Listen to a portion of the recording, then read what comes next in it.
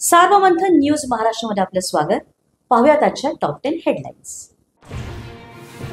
अतिवृष्टीग्रस्तांसाठी टंचाईच्या सर्व सवलती लागू करणार मुख्यमंत्र्यांचा पुनरुच्चार। दिवाळीपूर्वी शेतकऱ्यांच्या खात्यात मदत पोहोचविण्याचीही हमी।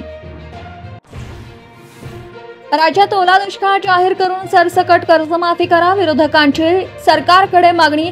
तर याआधी कधीही ओला दुष्काळ जाहीर झालेला नाही, मुख्यमंत्र्यांचं स्पष्टीकरण। धाराशिव जिल्ह्यात कर्ज वसुलीला तात्पुरती स्थगिती, कर्ज वसुलीबद्दल नव्या नोटिसा देऊ नका, जिल्हाधिकाऱ्यांचे निर्देश। अतिवृष्टीग्रस्त शेतकऱ्यांना दिलासा।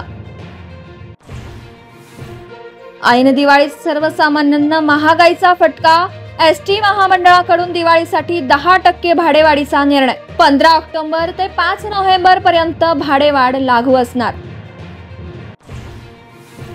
अहिल्यानगर मधील ओबीसींची सभा लांबणीवर येत्या 9 तारखेला होणार। सभा MIMला रोखण्यासाठी काही पक्षांकडून धार्मिक तणावाचं षडयंत्र, जलील यांचा आरोप।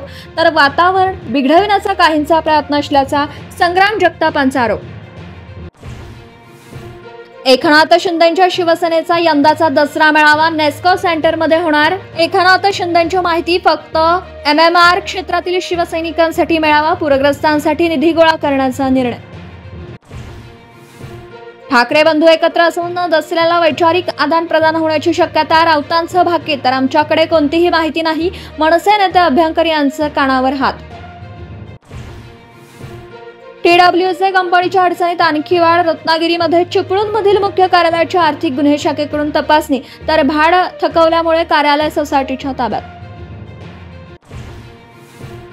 बलुचिस्तानमध्ये निमलष्करी जवानांवर आत्मघाती हल्ला, 10 जणांचा मृत्यू, 33 जण गंभीर। सार्वमंथन न्यूज महाराष्ट्राला लाईक करा, शेअर करा, सबस्क्राईब करा।